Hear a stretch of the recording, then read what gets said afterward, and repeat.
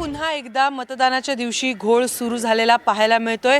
पुण्यातील असे 5 प्रभाग क्रमांक आहेत जिकडे मतदान केंद्रावरती ईव्हीएम मशीन हे बंद पडलेले आहे। आता मी प्रभाग क्रमांक 26च्या ठिकाणी आलेले जिकडे 2 खोल्यांमध्ये ईव्हीएम मशीन बंद पडलेले होते।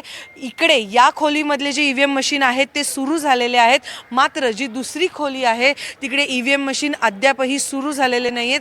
हे जे ही जी खोली आहे प्रभाग क्रमांक 26 मधली त्याच्यातले ईव्हीएम मशीन जे आहेत ते सुद्धा मतदानाचा वेळ जो 7:30 आहे त्याच्या 1 तासानंतर ही सुरू झालेली आहे।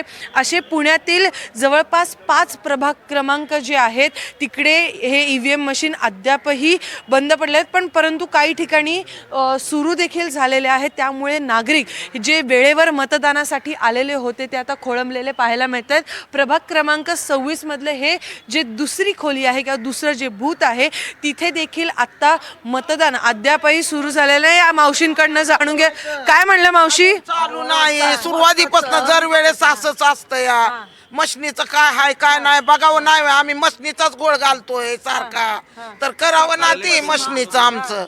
आता आम्ही सकाळी दर वेळेस मध्ये तरी होतंय ना तर शेवटला तर होतंय। आता तर सुरुवातीपासूनच केले। आता 7 वाजता आलोय आम्ही घरादाराचे, मग आलोय आम्ही सकाळी मत टाकावं म्हणून। आता वाजलेत किती, मग आता आम्हाला वेळ आहे का? आता कोण येणार? आवरजून आलेले असते ती काम धंदा सोडून। मग काय मावशी, तुम्ही आता मतदानासाठी आले, तुमची अपेक्षा काय?